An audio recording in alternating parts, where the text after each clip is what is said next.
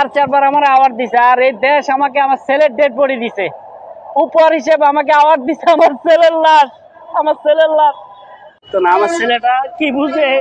আমার ছেলেটার 19 বছর 6-7 মাস, 20 বছর এখনো হয় নাই। ছেলের বোর 18 বছর। তারা প্রেম করে ভালোবাসা করে বিয়ে করছে, এত একজন আরেকজনকে এত ভালোবাসতো তারা। আমার ছেলে প্রত্যেক শুক্রবার হলে তার ওয়াইফকে নিয়ে হুন্ডা দিয়ে ঘুরতে যেত। আমাকে বলতো, আব্বু একটা হুন্ডা কিনে দাও।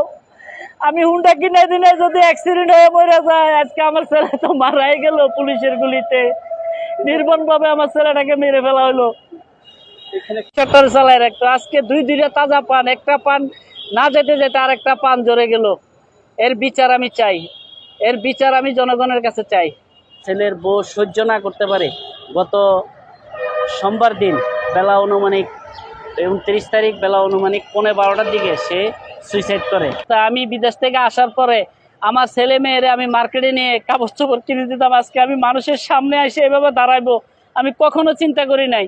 আমি জানি না এটা আমার ভাগ্যে কেমন ছিল, আল্লাহ পাক কি লেখছে এটা আমি জানি না। তাই যদি আমার কি হয় আমি তাও জানি না। আমার ওয়াইফ খুবই অসুস্থ, আমার ওয়াইফের ডাক্তারের কাছে নিয়ে যাবো, ওই পয়সাটাও আমার কাছে নাই, ওই টাকাটাও আমার কাছে নাই। টাকা পাঠাই আমার দেশটারে সচ্ছল রাখার জন্য। আজকে আমার ওই দেশে আমি কাম করি, আমার 4বার অ্যাওয়ার্ড দিছে কোম্পানি।